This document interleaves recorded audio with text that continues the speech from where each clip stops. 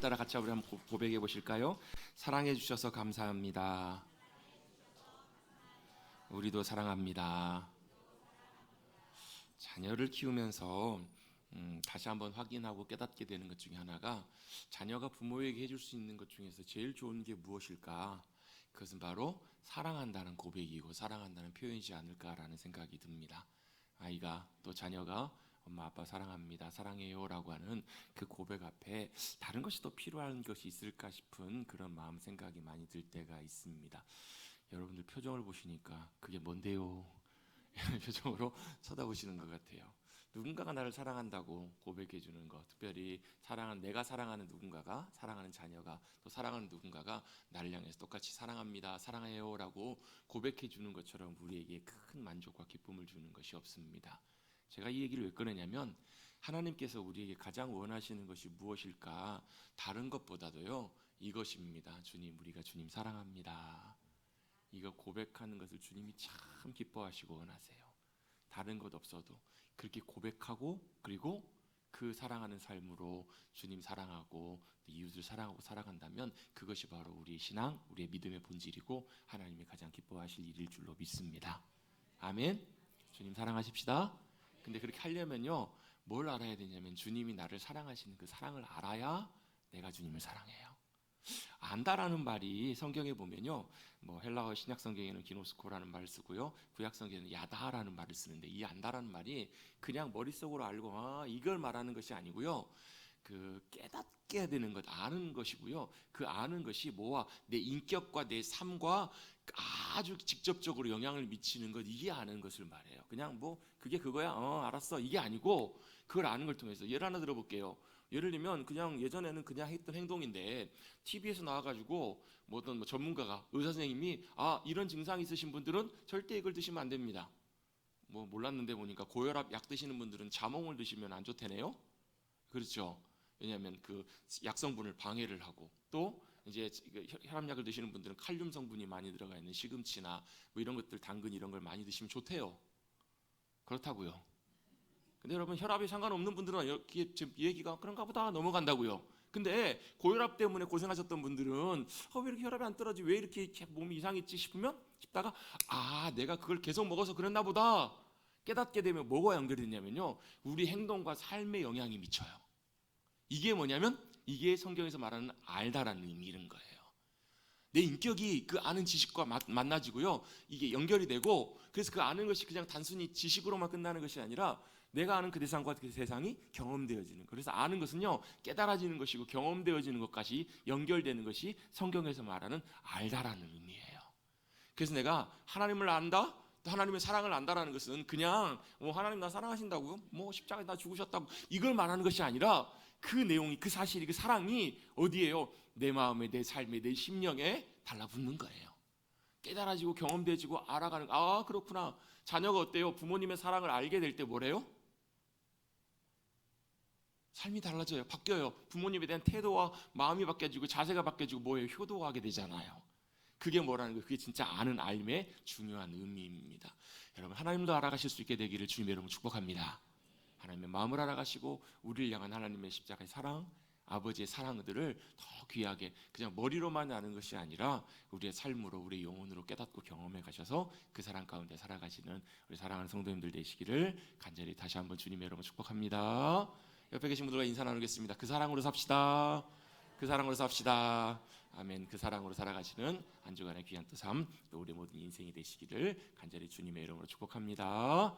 아멘. 우리 지난주에 어떻게 잘 지내셨죠? 지난주에 잘 지내셨는데 국가적으로는 굉장히 큰 일이 있었습니다.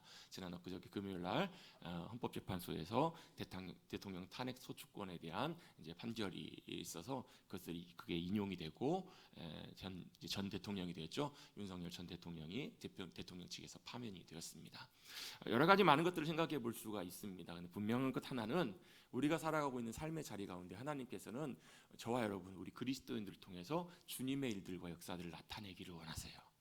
제가 지난주 수요일 날도 광고 시간에 나누면서 우리 나라를 위해서, 민족을 위해서 기도하시자고, 뭘 위해서 기도할 건가? 하나님의 공의가 이 땅 가운데, 우리 삶 가운데 임할 수 있도록, 또한 동시에 하나님의 사랑과 용서와 용납하심, 그 용서와 은혜들이 우리 가운데 함께 할 수 있도록 기도해 달라고.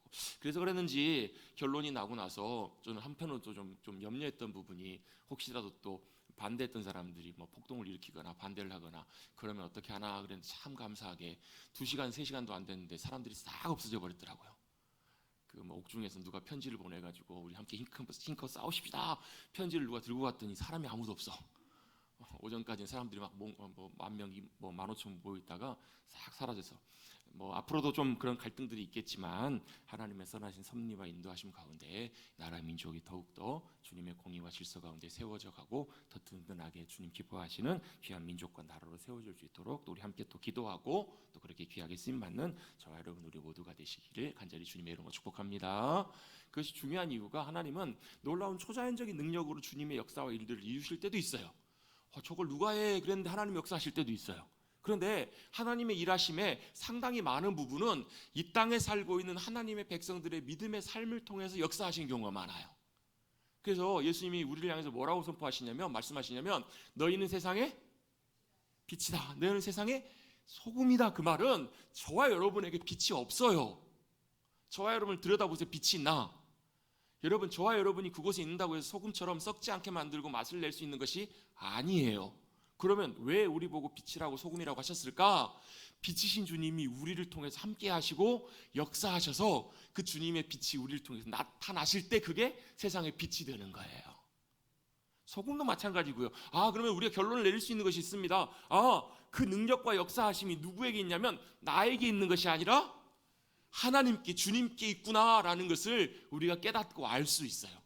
제가 어젠가 그젠가 이렇게 이 부분을 좀 생각을 하다가 노트에다 제가 좀 그렸어요. 설교 시간에 칠판 있으면 좀 그려보고 싶은데, 이게 뭔가 봤더니 능력이라는 게 뭘까? 여러분, 이게 나라고 한번 생각해 보세요. 나라고 생각해 보면 내 안에 뭐가 있냐면요, 내가 갖고 있는 지혜, 내가 갖고 있는 능력, 건강, 힘, 또 돈, 내가 할 수 있는 능력이 여기 있다고 쳐봐요. 여러분, 여러분이 갖고 있는 제일 큰 능력이 무엇이에요? 얼굴? 아니면 돈? 여러분, 그렇잖아요. 돈 많은 사람한테는 뭐가 그 사람의 능력이에요? 돈이 능력이에요. 인맥? 아니면 뭐 권력? 사람을 부릴 수 있는 힘 갖고 있는 사람은 그게 자신의 능력이잖아요. 근데 문제는 뭐냐면 그거는 자기의 능력이에요.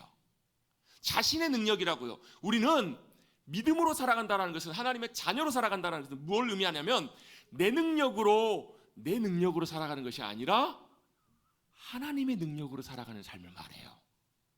주님의 능력으로. 그러면 내 안에 내 능력이 가득 차 있어요? 그럼 뭘 해야 돼요? 비워내야 돼요. 내 안에 내 능력을 비워내고 거기에 뭐가요? 하나님의 능력이 내 안에 채워지기 시작하면 그게 뭐가 되는 거예요? 나와 함께 하신, 나를 통해 역사하시는 주님의 능력이 되는 거예요. 이럴 때 가능해져요. 뭐가? 주님이 기뻐하신 일들이. 이걸 사도 바울이 뭐라고 고백해요? 내게 능력 주시는 자 안에서 내가 모든 것을 할 수 있습니다. 여기서 중요한 표현이 앞에 나와 있는 내용이에요. 우린 뒤에 할 수 있습니다, 할 수 있다, 이것만 생각하기 쉬운데요, 앞에 나와 있는 내용이 전제가 돼야 돼요. 내게 능력 주시는 분이 누구세요? 주님 안에서라는 거예요. 그럼 내가 어떻게 주님의 능력을 채울 것인가? 간단해요. 여러분, 스펀지에 물을 어떻게 묻혀야 돼요? 제일 좋은 방법은요, 그냥 잠궈버리는 거예요. 주님의 능력으로 나를 어떻게 채우는가? 주님의 능력이 나를 통해서 어떻게 역사하시게 하는가? 내가 주님 안에 푹 잠기는 거예요.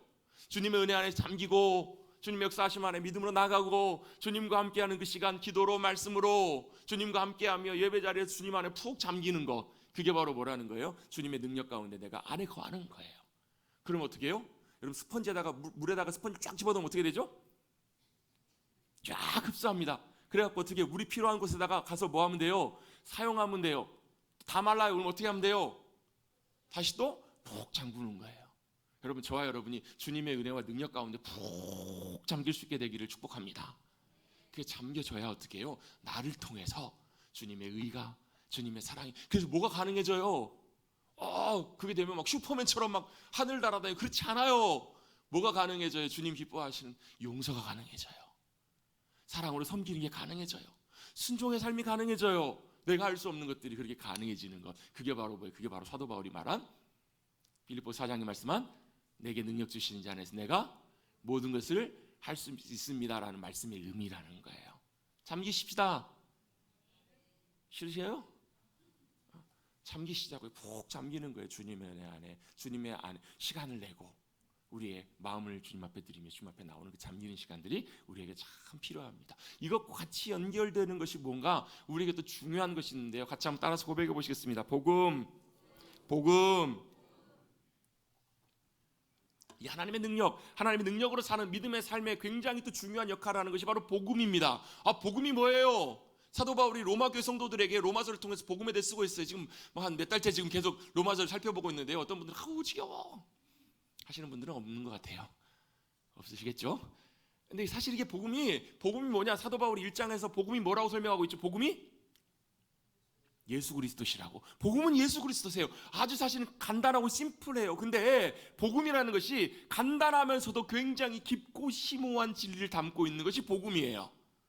그래서 간단하게 복음은 예수 그리스도십니다. 예수 그리스도를 통해서 죄인된 우리를 의롭게 여겨주시는, 의롭게 주님의 자녀되게 하시는 하나님의 능력이 복음입니다. 아멘? 이게 복음이에요. 그런데 그러면 복음이 언제 필요한가? 우리가 예수님 믿고 구원받을 때 복음이 필요하죠. 그러면 이제 그것만 딱 필요한가? 그건 아니라는 거예요. 이 복음이 예수님 믿고 우리가 구원받고 하나님의 자녀가 되어 천국 갈 때만 필요한 것이 아니라 이 복음은요, 믿음으로 살아가는 우리의 삶에도 계속 필요한 게 복음이에요.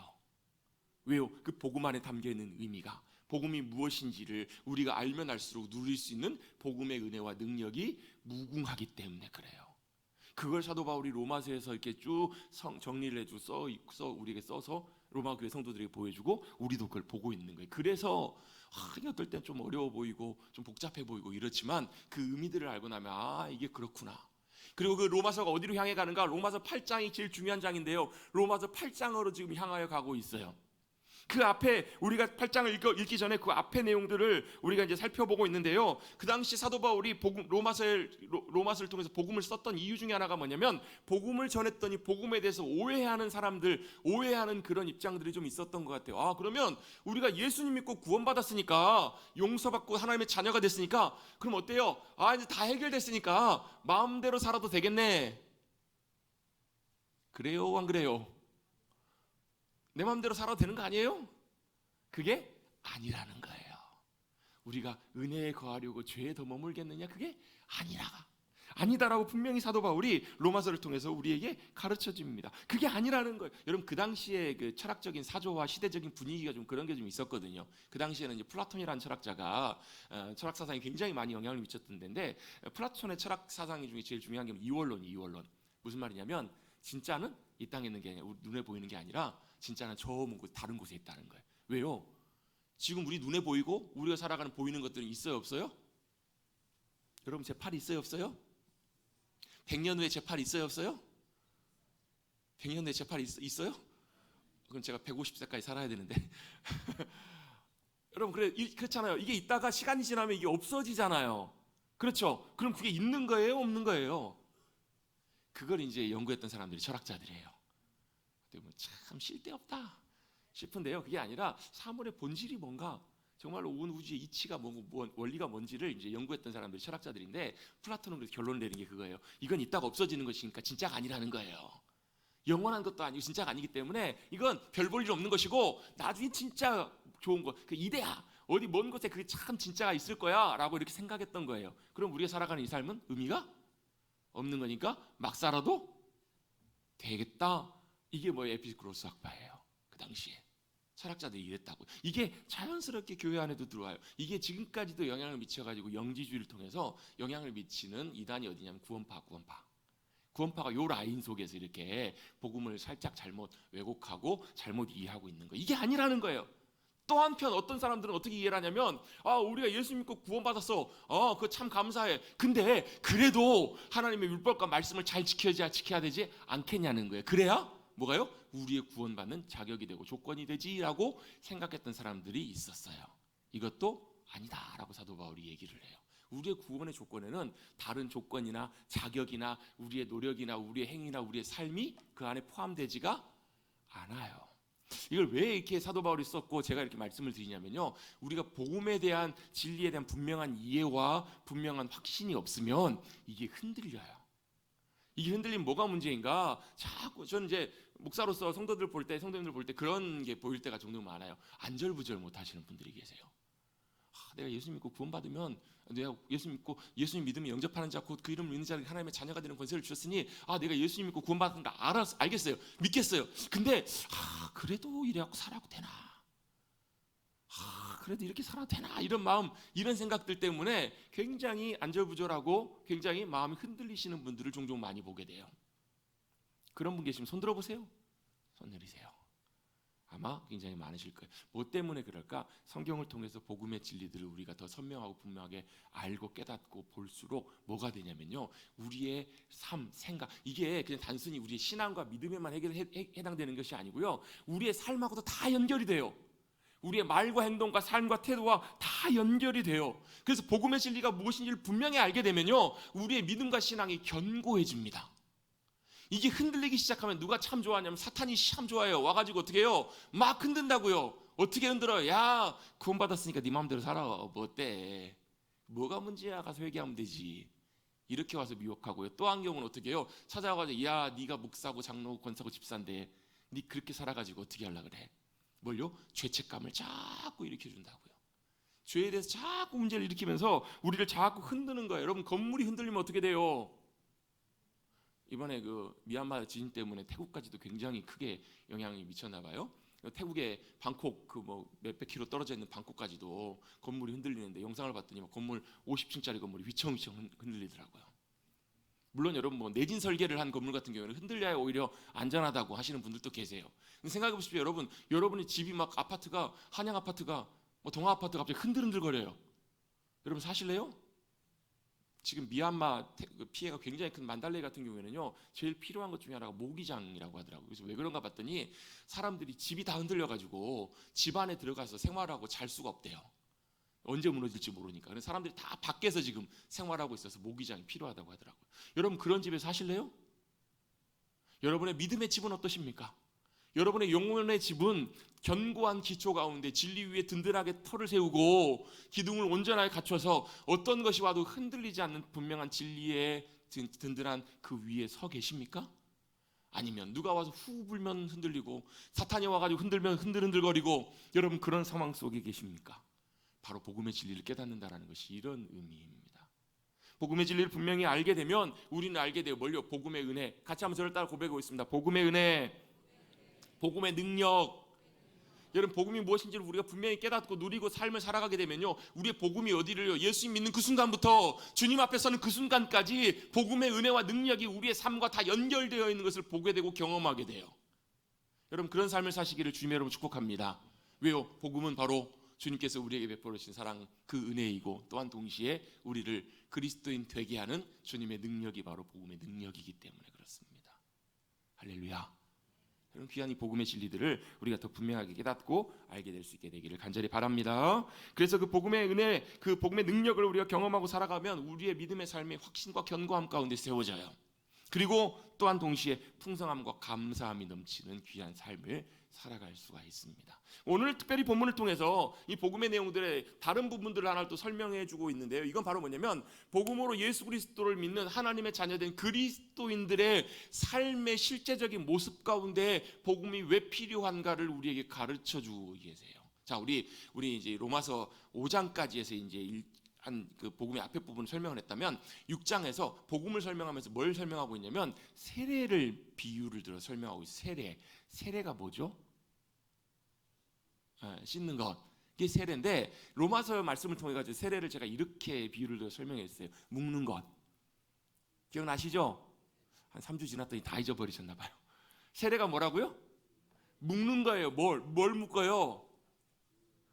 예수님이 십자가에 돌아가셨는데, 예수님이 십자가에 돌아가실 때 내가 같이 묶여서 같이 십자가에 죽었다고요. 그게 세례예요. 처음 듣는, 그렇구나, 아주 생경하게 듣는 표정으로 저를 쳐다보시는 분들이 3분 정도 계시는 것 같아요. 세례가 뭐라고요? 여러분, 안 되면 로마서 앞장을 찾아보세요. 세례는 뭐냐면 우리가 그리스도 합하여, 연합하여. 기억나시죠? 감사합니다. 이쪽에 항상 소리가 많이 들려서 제가 참 힘이 돼요. 이해를 하십시오. 제가 이쪽을 못 돌아본다는 거. 돌아보면 이렇게 봐야 돼서. 세례는 뭐냐? 묶는 거예요. 예수님과 내가 어떻게 십자가에 묶여서 내 옛날 내 자아는 죽었다고 여기라. 죽었어요. 죽었다고요. 누가 죽었어요? 죄인으로 살 수밖에 없었던 저와 여러분, 예수 그리스도가 십자가에 돌아가심을 믿음으로 우리도 같이 묶여서 죽었어요. 이거 잘 못 믿으시더라고요. 나 여전히 살아있는데 왜 죽었대? 영적으로 우리가 죽은 거예요. 우리 영혼이 죄인된 우리에서 우리는 죽고 예수님이 부활하실 때 누가요? 저와 여러분이 함께 묶여서 새 생명으로 놀랍게 살아있는 걸 성경에서 뭐라고 한다? 거듭남, 중생, 거듭남, 영어로는 born again, 다시 태어났다고요. 그게 뭐라고? 그게 세례의 의미라고요. 그 세례를 받음으로 뭐가, 옛날에 내 죄인된 우린 죽었고, 지난 주 초에도 안타까운 사고, 뭐 안타깝다고 얘기해야 될지 모르겠어요. 유명한 정치인 한 분이 자신의 과거가 옛날에 죄가 들통이 나가지고 다 이제 증거가 드러나니까 스스로 목숨을 끊었어요. 왜 그랬어요? 부끄러우니까, 수치 때문에, 수치와 이제 그런 것들 때문에 결국 목숨을 끊었어요. 그럼 뭐가 문제가 되냐면요, 이제는 그 사람을 처벌할 수가 없게 된 거예요. 근데 좀 어떤 전문가 그런 얘기를 하더라고요. 자살이 결국 그 해결책이 아니라고. 자살로 그 모든 문제가 해결되고 모든 것이 다 편안하게 끝날 거라고 생각해서는 안 된다고, 그런 얘기를 정신의학과 박사가 얘기를 하더라고요. 우리는 믿음의 관점에서 보면 더 분명히 알아요. 그 이후에 뭐가 있어요? 주님의 심판대가 기다리고 있다고요.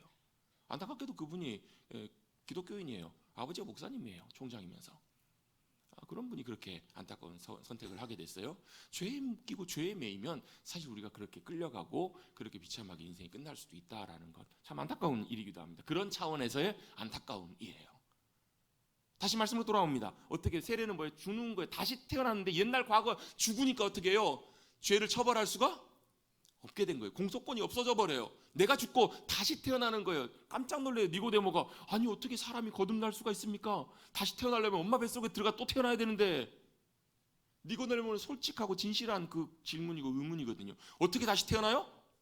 엄마 뱃속이 아니라 어떻게 거듭난다고요? 물과 성령으로 거듭나지 아니하면 하나님 나라를 볼 수도 들어갈 수도 없다라고 말씀하시잖아요. 그럼 물과 성령으로 어떻게 거듭나요? 물은 세례를 받는 거예요. 성령은 뭐예요? 성령님이 우리 안에 역사하셔서 우리를 뭘 바꾸시는 거예요? 우리를 양자형으로 함께 하셔서 하나님의 자녀가 되게 하시는 분이 바로 성령님이세요. 그래서 영접하는 자, 곧 그 이름을 믿는 자들에게 누가요? 성령님이 역사하셔서 하나님의 자녀 되게 하시는 놀라운 구원의 선물을 주세요. 로마서 8장에 보면 그 내용들도 언급이 돼요. 그래서 누가요? 성령님이 우리와 함께 하시기 때문에 물과 성령으로 거듭난 저와 여러분이 이제 뭐가 된 거예요? 하나님의 자녀로 새롭게 거듭나게 되는 거예요. 그게 바로 뭐라고요? 세례의 의미라고요. 근데 오늘 이제 로마서 7장에서는 그 세례로 설명해. 그래서 어떻게 살라고? 이제는 자기 마음대로 과거의 죄에 매여서 살던 죄의 병기로 도구로 쓰이지 말고 이제는 어떻게 살라고요? 나를 의롭게 하나님의 자녀로 삼아주신 하나님께 의의 병기로, 의의 도구로 우리를 들여서 쓰임받도록 하라, 이렇게 6장에서 말씀하고 7장으로 넘어오는데, 7장에는 뭘 예를 드냐면 복음을 설명하면서 결혼을 예를 또 들어요.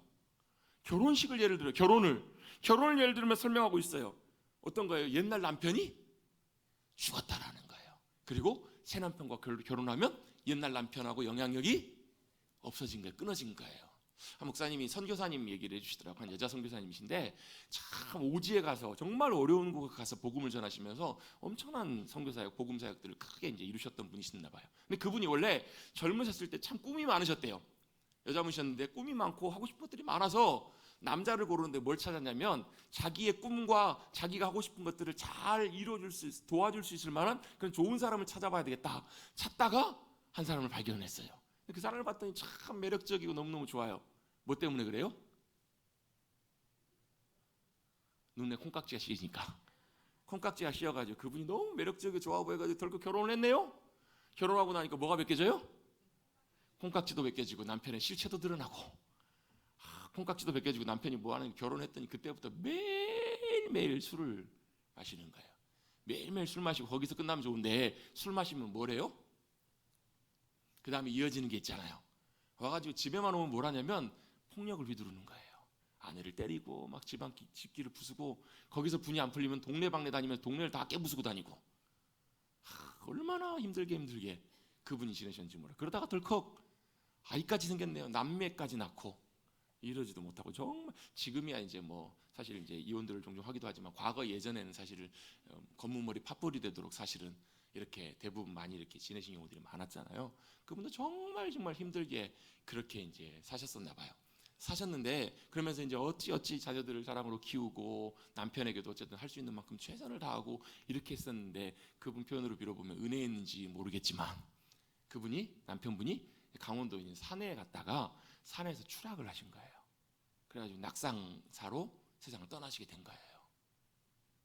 네, 그렇습니다. 그리고 남편이 이제 죽으니까 어떻게 되는 거예요? 이분이 자유롭게 되셨잖아요. 그리고 새로운 남자를 만났는데 그분이 미스터 제이예요. 새로운 남편이 누구셨냐면 지저스, 예수님을 새로운 남편으로 만나신 거예요. 그분이. 근데 이 남편은 어떤 분이에요? 술도 안 마셔, 때리지도 않아. 얼마나 사랑해 주는지. 그 큰 은혜와 사랑 때문에 너무너무 사랑에 겨워서 그분이 행복하게 지내시다 결단을 합니다. 뭘 결단하냐면, 내가 그 사랑과 은혜를 힘입어서 주님 기뻐하신 자리에 가야 되겠다 해서 자녀들을 출가를 시키고 선교사로 자원을 해서 먼, 정말 가기도 힘든 그곳에 가서 복음을 전하시는 그 일들을 감당하신 거예요. 그 목사님이 찾아가셔서 정말 험한 곳인데, 아니 선교사님 어떻게 이런 곳까지 와가지고 복음을 전하시고 여자의 홀몸으로 그런 일들 다 하셨냐고. 이분은 뭘 기대했냐면 사명 때문이요, 이렇게 대답하실 줄 알았대요. 근데 그분이 하시는 말씀이 전라도 분이셨는데, 어찌나 주님이 나를 사랑하시는지 이렇게 얘기를 하시더라는 거예요. 결국 그분이 누구 때문에요? 새로 만난 남편 때문에. 새로 만난 남편 때문에 그의 삶이 완전히 변화되고 바뀌셨던 거예요. 여러분, 남편에게 매여있을, 남편과 결혼했으면 어찌할 수가 없었거든요. 남편이 좋은 사람이면 좋겠지만 그 남편이 어때요? 폭력적이고 그를 힘들게 하는 그 남편이라면 어찌어찌 하지 못하다가 이제는 어떻게 됐다고? 남편이 죽거나 남편과의 모든 법적인 관계가 해결돼서 끝나면 어떻게 된다고? 그 더 이상 상관이 없게 되는 거예요. 그 남편이 죽으면 1절 2절입니다. 너희는 그 법이 사람이 살 동안만 그를 주관하는 줄 알지 못하느냐? 남편 있는 여인이 그 남편 생전의 법으로 그에게 매인받으나 만일 그 남편이 죽으면 남편의 법에서부터 벗어나느니라. 남편이 이제는 나에게 영향을 미칠 수가 없다고요. 만약에 남편이 살아있을 때 다른 남자에게 가면 그게 뭐예요? 그게 불륜이잖아요. 그게 그거잖아요. 불륜이잖아요. 간음이잖아요. 음녀라. 그러나 만일 남편이 죽으면 그 법에서 자유롭게 되나니 다른 남자에게 갈지라도 음녀가 되지 아니하느니라. 4절 같이 한번 읽어봅니다. 시작. 그러므로 내 형제들아,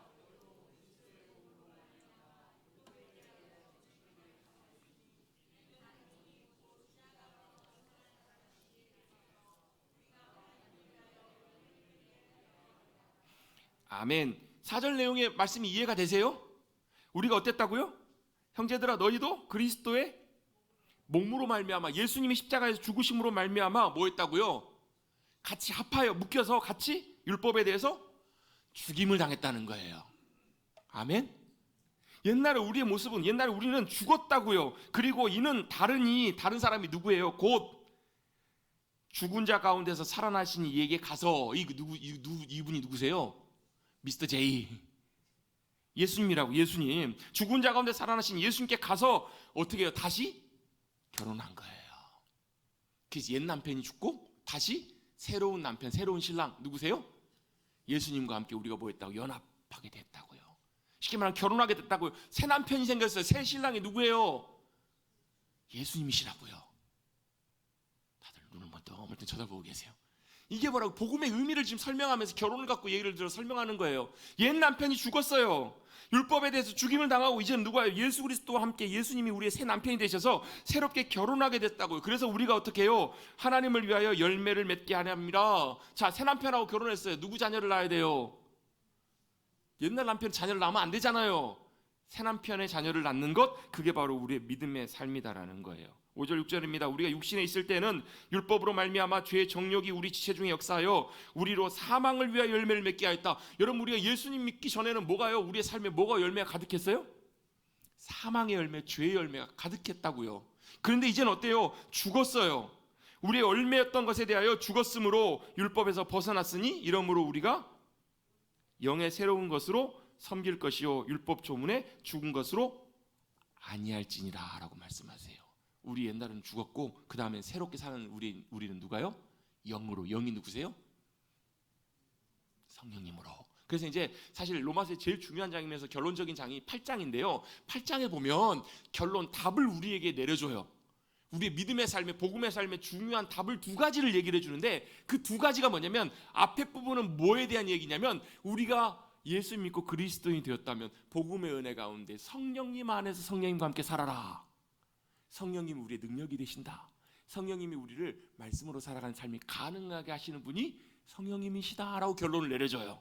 그리고 그 뒤를 위해서 뒤에 부분에는 뭐가 나오냐면요, 그래서 우리가 어떻게 해요? 성령님의 능력으로 살고 그걸 가능하게 하시는 예수님의 십자가의 사랑으로 살라. 이게 로마서 8장의 결론이에요. 성령님의 능력으로 살고 예수 그리스도의 사랑에 붙들려 살아라. 그 사랑이 어떻게 우리를 끊을 수가 없다라는 거예요. 이게 바로 복음의 귀한 은혜임을 사도 바울은 로마서에 설명을 해주고 있습니다. 자, 우리가 어땠다고요? 율법에 대해서는 죽었다고요. 그리고 예수 그리스도를 통해서 다시금 새롭게 산, 결혼한 것처럼 다른 남편, 이제는 새 남편, 좋은 남편과 새로 결혼해 살아가는 삶이 바로 복음의 삶이라는 거예요. 그러면 이제 문제가 하나 나옵니다. 뭐가 문제냐면, 그러면 율법이 문제냐는 거예요. 율법이 죄냐는 거예요. 자, 로마서 7장은 오늘 사실 굉장히 긴 말씀, 제가 설교하면서 아마 주일날 설교 본문 중에서는 제일 긴 본문을 제가 읽은 것 같아요. 오늘 본문이요.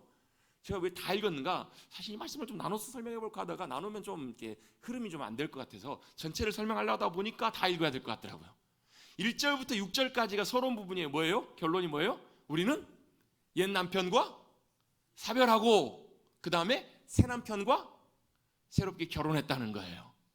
그런데 옛 남편, 그 남편이 누구냐? 뭐와 연관되냐면 율법과 연관되는데 7절부터 13절까지 말씀인데요. 두 번째 내용이 7절에 뭐라고 말씀하고 있냐면, 그런즉 우리가 무슨 말하리요? 율법이 죄냐? 그럴 수 없느니라 라고 말씀합니다. 아니, 율법에 대해서 우리가 죽었는데 그럼 율법이 죄냐는 거예요.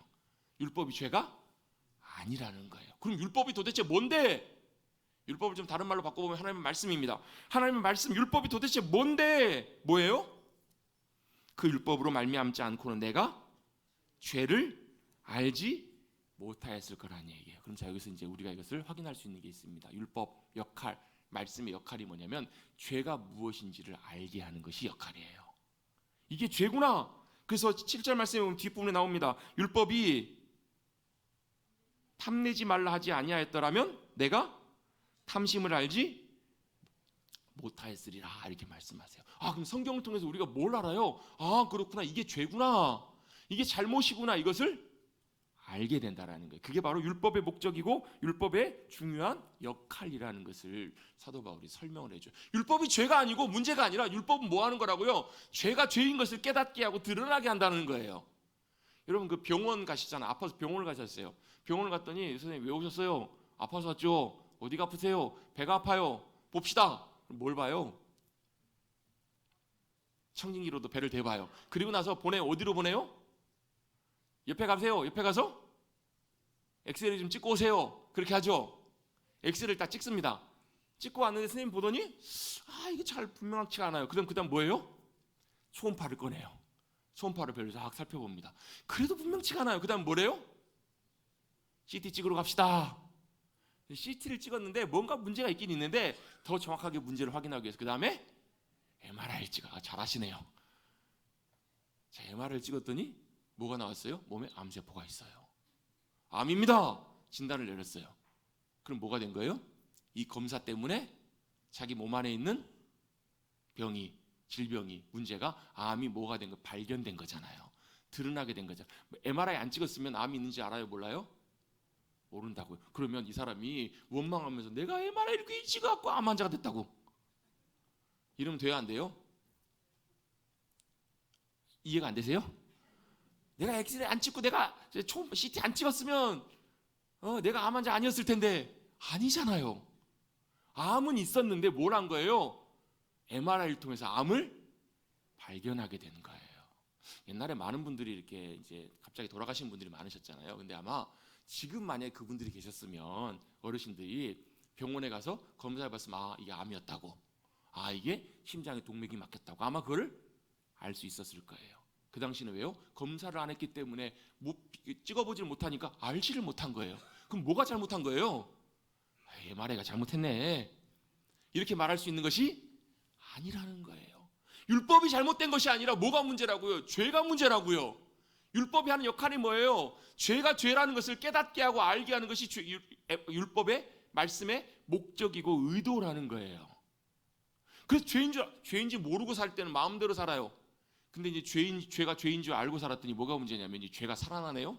오늘 성경 본문에 보면요, 죄가 살아 일어나요. 이 말은 죄가 살아 일어난다는 말이 그 이전에는 죄가 죄인지도 모르고 살았다는 말이에요.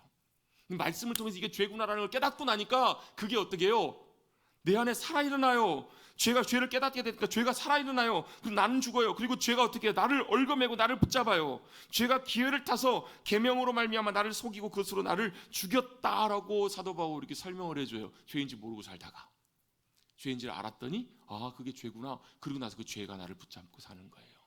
제가 지난주 말씀을 이렇게 읽다가요, 누가복음 보니까 그런 표현이 나오더라고. 소자에게 하는 것, 작은 자에게 함부로 하고 작은 자가 실족해 되면 어떻게 해요? 연자맷돌을 메고 차라리 바다에 던져 죽는 게 낫다는 거예요. 뭘 의미해요? 함부로 할 수 있는 사람. 곰곰하게 제가 그 말씀을 보면서 이런 생각이 들더라고요. 아, 내가 쉽게 함부로 할 수 있는 사람, 내가 편하게 함부로 할 수 있는 사람, 그들에게 함부로 하는 것도 심각한 죄일 수 있다는 거예요. 아, 그렇구나. 그 이전은 어떻게 해요? 그냥 별 의미 없이 살았어요. 그러다 그걸 깨닫게 된 거예요. 알게 된 거예요. 그게 뭐라고? 그게 말씀의 역할이라고요. 그랬더니 어떻게 돼요? 그때부터는 그 죄책감이 나를 붙잡는 거예요. 한편으로는요, 어거스틴이라는 유명한 분 많이 들어보셨죠? 어거스틴이 그 고백록에 보면 이런 얘기를 쓰고 있어요. 자기가 어렸을 때 자기 밭 옆에, 자기 집 밭 옆에가 배나무가 큰 게 하나 있었는데 자기 집에는 훨씬 더 좋은 배가 있고 함에도 불구하고 친구들과 지나가다가 무슨 생각을 했냐면, 야, 우리 저 배 따먹자. 남의 집 건데. 언제 따먹어요? 친구들 밤에 몰래 가가지고 몽땅 딸 수 있을 만큼 다 따갖고 온 거예요. 따가지고 와가지고 숨어서 뭐래요? 배를 먹는데 몇 개나 먹어요? 몇 개 먹다가 휙 던져버리는 거예요. 돼지한테 던져버리고 밖에 던져버리고. 그러면서 본인이 깨달았던 게 있대요. 본인은 뭐가 좋았을까? 뭐가 좋아서 본인이 그렇게 했냐면요, 단순히 배를 먹기 위한 것이 아니라 진짜 즐거움은 해서는 안 될 일을 하는 그것이 바로 자기의 즐거움이 되더라는 거예요. 죄를 지으면서 그것이 바로 진짜 자기의 즐거움이 되더라. 도둑이 되어보고 싶고 남의 배를 훔치면서 그 훔친 배를 다 버리면서 맛본 것은 뭐였냐면 자기의 죄였다라는 거예요. 그리고 그것이 무척 즐거웠다라는 거예요. 그러면서 죄의 본질을 설명해주고 있는데, 죄는 바로 뭐냐면 내가 하나님 되려고 하는 것이 죄의 본질이더라라는 걸 그분이 깨닫게 돼요. 내가 내 마음대로 하고 내가 내 하나님처럼 내가 주인이 돼서 내 마음대로 살려고 살아가는 것이 바로 죄가 주는 기쁨이고 즐거움이더라. 그리고 그게 죄의 본질이더라는 것을 그분이 나중에 깨닫게 돼요. 근데 여러분, 이건 동일하게 성경에서 말씀하고 있는 죄와 정확하게 일치하거든요. 뭐가 죄예요? 내가 하나님 되어서 내 마음대로 살려고 하는 것, 그게 죄라는 거예요. 그게 여러분 죄의 본질이고 죄의 뿌리예요. 거기서부터 우리의 모든 죄들이 나와요. 그걸 어디서? 성경을 통해서, 말씀을 통해서 우리가 깨닫게 될 때, 아, 이것이 죄라는 거구나 라는 것을 알게 된다고요. 마치 뭐처럼요? MRI를 찍는 것처럼. 그래서 여러분, 하나님의 말씀 앞에 가까이 가고 말씀이 더 깨달아지면 질수록 뭐가 더 선명하게 보이냐면 우리 안에 죄가 더 선명하게 보여요. 예전에는 모르다가 그 죄가 얼마나 심각한 죄인지를 우리가 알게 되고 깨닫게 된다고요. 그래서 뭐가요? 죄가, 여러분, 우리가 하나님 알기 전보다 어때? 하나님을 알고 나서, 그래서 보면 막 연예인들 중에서도 보면 믿는 사람들하고 안 믿는 사람들이 있어요. 누가 더 죄책감을 많이 느껴요? 믿는 사람들이 훨씬 더 괴로워요. 왜? 그게 죄인지를 보이니까. 그 이전에 사람들은 어때요? 뭐 마음대로 살지, 그게 뭐가 문제야? 뭐 법만 안 어기면 되지라고 살다가 무슨 법이 있는 걸 알아요? 하나님의 법이 있는 걸 알아요. 그러면서 아, 이게 죄구나라는 것을 깨닫게 되고 알게 돼요. 마치 뭐처럼요, 엑스레이 찍고 MRI 찍을 때 우리 안에 있는 것들이 드러나면서, 그래서 뭐가 문제라는 거예요? 우리 안에 있는 죄가 더 드러나고 더 역사하게 되더라는 거예요. 그래서 그것이 바로 우리를 붙잡아요. 이걸 바로 드러나게 하는 것이 바로 율법의 말씀의 역할이다라고 사도 바울이 설명해줘요. 근데 여기까지만 하고 끝나면 이게 뭐예요? 자, 검사를 했습니다. 암이 있다는 걸 발견됐어요. 그럼 뭘 해야 돼요? 집에 가서 그때부터 막 울고 통곡하고 낙심하고 좌절할 것이 아니라 이제부터 뭐가 필요해요? 치료가 필요해요. 그 치료가 무엇인지를 복음을 통해서 사도 바울이 설명을 해주고 있는 거예요. 자기가 죄인이라는 것, 자기 안에 있는 죄들을 발견하고 알게 됐어요. 그 다음에 필요한 게 바로 뭐예요? 검사를 했으면 해결책이 필요합니다. 말씀의 역할, 율법의 역할이 뭐라는 거예요? 우리가 죄인임을 드러나게 해요. 우리 죄를 드러나게 해요. 근데 뭐가 문제예요? 이 문제를 우리가 말씀을 지키려고 하면 할수록 뭘 더 보게 되냐면요, 우리가 안 된다라는 걸 알게 돼요. 말씀을 지켜서 우리가 의롭게 될 수 없다라는 것을 깨닫게 되고 알게 되는 거예요. 그래서 더 심각해져요. 더 문제가 돼요. 그래서 해결책이 뭐예요? 그 치료를 누가 하시겠다고요? 주님이 하시겠다라는 거예요. 내가 해보려고, 내가 그 문제를 해결해 보려고 하는 것이 아니라 내가 말씀을 지킨다고 한다고 지킬 수도 없을 뿐더러 지킨다고 우리에게 의로움이 되는 것이 아니라 누가 필요하다고요? 우리의 의신 예수님이 필요하다. 이게 바로 사도 바울이 전하기를 원했던 복음의 핵심이고 증거라는 거예요. 누가 필요하다고요? 예수님이 필요하다고요. 뭐가 필요하다고요? 그래서 십자가의 은혜가 필요하다고요. 십자가의 능력이 우리에게 필요한 거예요. 나는 할 수 없습니다. 나는 가망이 없습니다. 그래서 주님이 필요합니다. 이게 복음이에요. 언제요? 모든 면에서. 그래서 마지막 로마서 7장의 세 번째 부분 뒷부분에 보면 나오는 내용이 그거예요. 문제는 뭐냐면 남편하고 사별했는데 자꾸 옛날 남편이 찾아와가지고 뭐 하는 거예요? 찝쩍거리는 거예요. 계속 옛날 남편이 와가지고 우리는 뭐예요? 붙잡고 안 놔주려고 하는 거예요. 그게 뭐예요? 로마서 7장의 뒷부분이에요. 사도 바울이 내가라고 표현하고, 물론 이 내가는 논란들이 많아. 이 내가가 사도 바울인지 아니면 이 내가가 아담적 본성을 갖고 있는 모든 사람들인지 이건 정확하게 구분하기는 어려워요. 근데 둘 다 저는 해당된다고 봐요. 사도 바울 본인도 마찬가지고 저와 여러분도 똑같이 이렇게 고백할 수 있어요. 뭘요?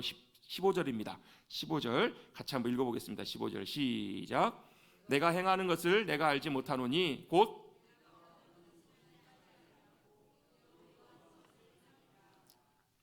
자, 내가 원하는 것을 행하지 않고 도리어 미워하는 것을 행합니다. 내가 뭘 미워하고 있는데, 죄를 미워하고 있는데 그걸 그대로 행하고 있는 자신의 모습을 보는 거예요. 만일 내가 원하지 아니하는 그것을 행하면 내가 이로써 율법이 선한 것을 시인하노니 17절입니다. 이제는 그것을 행하는 것은 내가 아니요 내 속에 거하는 죄니라. 아, 그럼 내 잘못이 없네요 라고 생각하기 쉽지만 죄가 나를 붙잡고 나를 그렇게 끌고 간다는 거예요. 그래서 그것이 나에게도 문제라는 거예요. 죄가 나를 끄집고 끌고 가요. 내 속 곧 내 육신에 선한 것이 거하지 아니하는 줄 아노니 원함은 내게 있으나 선을 행하는 것은 내게 있어요 없어요? 없다라는 거예요. 마음은 원하지만 내가 그렇게 살아갈 수 있는 능력도 힘도 없어요. 여러분, 죄가요 엄청나게 강력합니다.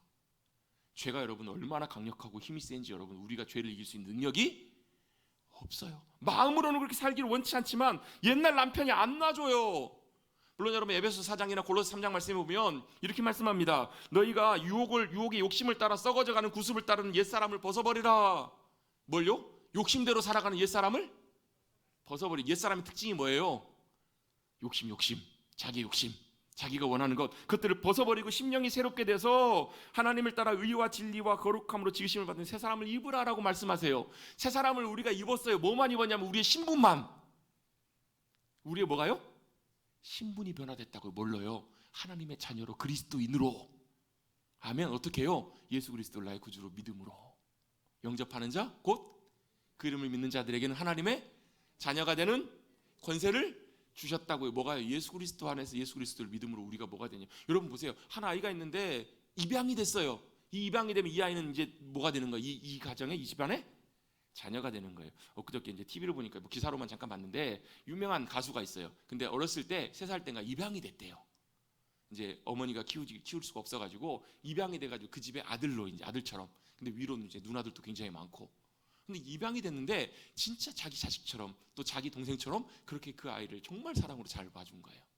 너무 이제 나중에 잘 자라서 성공을 해서 그 부모님께 대한 사랑이 너무너무 감사. 자기 낳아준 부모님은 아니지만 자기 부모님처럼 또 누나들에게 너무너무 고마워하는 그 내용들이 나오더라고요. 왜요? 법적으로 이 사람은 이 집안의 아들이에요, 아들.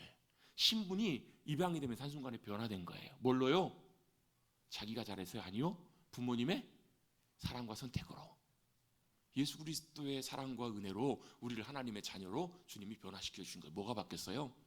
우리의 신분이 바뀌었다고요. 근데요, 문제가 여기 있어요. 뭐가 문제냐면 신분은 변화됐는데 우리의 신분이 거하는 우리의 육신은 옛날 몸속에 살아가고 있다는 거예요. 옛날 죽은 우리의 본성, 옛 아담의 본성대로 우리 육신 속에 내가 살고 있는 게 그게 문제라는 거예요.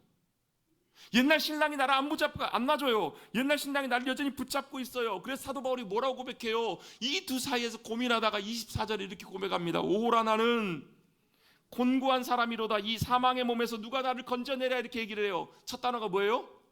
오라. 이게 뭐예요? 탄식이에요. 탄식하고 있어요. 뭘 탄식하고 있어요? 내가 마음으로는 하나님 기뻐하신 일들을 하고 살고 싶지만 내 육신으로는 육신이 나를 죄의 법에서 나를 붙잡아가고 이끌고 가고 있다라는 거예요. 누가요? 누구 얘기예요? 이 얘기가 사도 바울의 얘기도 하면서 저와 여러분의 이야기예요. 그리스도인으로 살아가지만 여전히 죄와 세상의 영향 가운데 붙들려 살아가고 있는 우리의 모습을 얘기하는 거예요. 그 사람들이 고백하는 고백은 뭐예요? 오라라고 탄식하는 거예요.